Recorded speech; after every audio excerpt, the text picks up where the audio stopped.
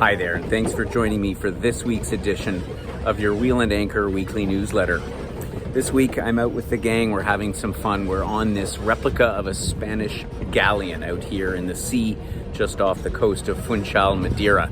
The weather is spectacular. We've just spotted some dolphins off the bow.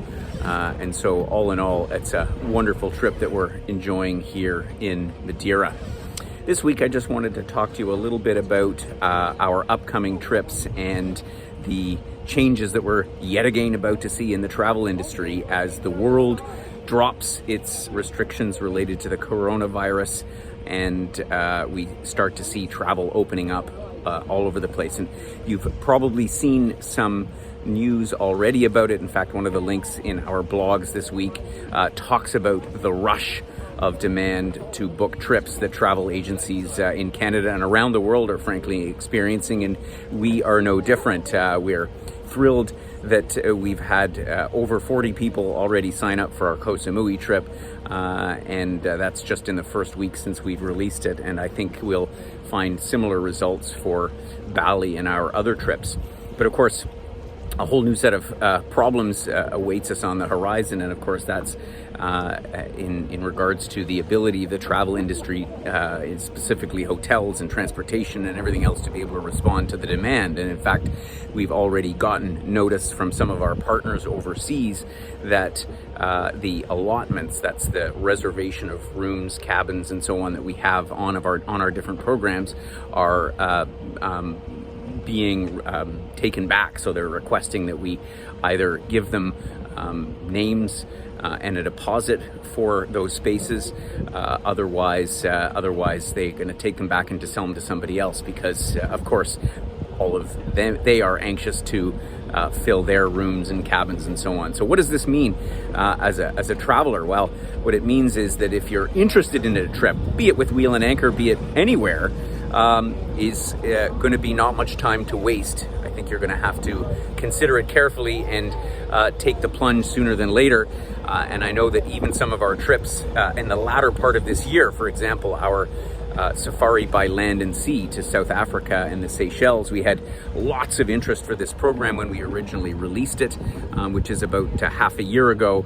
Then of course we had wave after wave of coronavirus, and understandably folks are nervous about committing to a program like that. But of course now I've just got emails in the last few days from both the lodges in South Africa as well as from the yacht that we use in the Seychelles saying, help, we have demand, we need your cabins back, or we need to know that you're going. So that's just one example of many, and a lot of what we're going to see in the days and weeks to come. So my advice to all of our members is, if you're thinking about traveling, don't think too long. And while that may come across as a sales pitch on one hand, I mean, obviously we're keen to see you join us for our trips, but more importantly, we're keen to make sure that you don't miss out on any travel opportunities, things that you might have been doing. So keep that in mind, and you'll probably see some emails, some reminders from us in the coming days and weeks on trips that you've shown interest in, because we have to make some decisions. We have to make some firm commitments on the trips that we're planning, not just, as I say, in the next few weeks and months, but looking out beyond that towards the end of the year, and even things that we're planning a year in advance. It's remarkable. So I'll keep you posted on that.